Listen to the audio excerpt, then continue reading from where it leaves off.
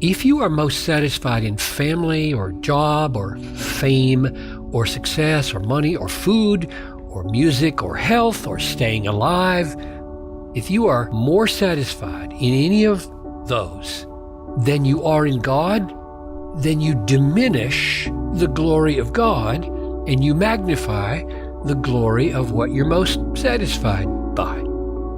And the Bible makes clear that we should live in order to display the supreme worth and beauty and glory of God. That's our primary reason for existence.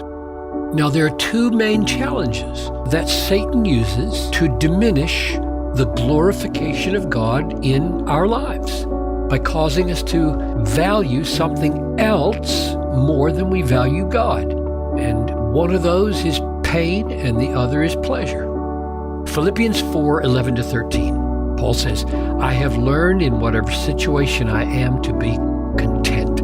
I know how to be brought low, and I know how to abound. In any and every circumstance, I have learned the secret of facing plenty and hunger, abundance and need. I can do all things through him who strengthens me.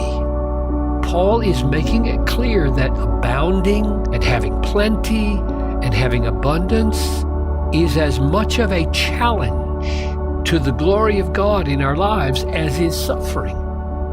And the secret is not in discounting or diminishing the goodness of God's gifts, but in knowing Christ so well and loving him so deeply and finding him so satisfying that good things can be received from his hand as Christ exalting gifts, and good things can be torn from our hands as Christ exalting discipline.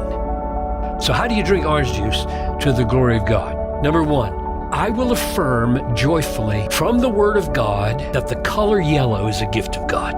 The sweet taste is a gift of God. The nourishment and the way my body uses it is a gift of God. The sun and the rain that grew the oranges is a gift of God. The trucking and the grocery chain that brought it to me is a gift of God. And the list could go on and on. I will gladly, joyfully say that out loud. I will feel that. Number two, I will lift my heart and voice in prayer, thanking God, and I will do this often so that others can know where all this came from and how wise and strong and good God is. Number three, I will remind myself that I do not deserve this juice.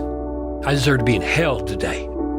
And so I will give thanks that my sins are forgiven and that this pleasure is in fact bought for me. This orange juice pleasure is a blood-bought gift for this child of God on the way to heaven.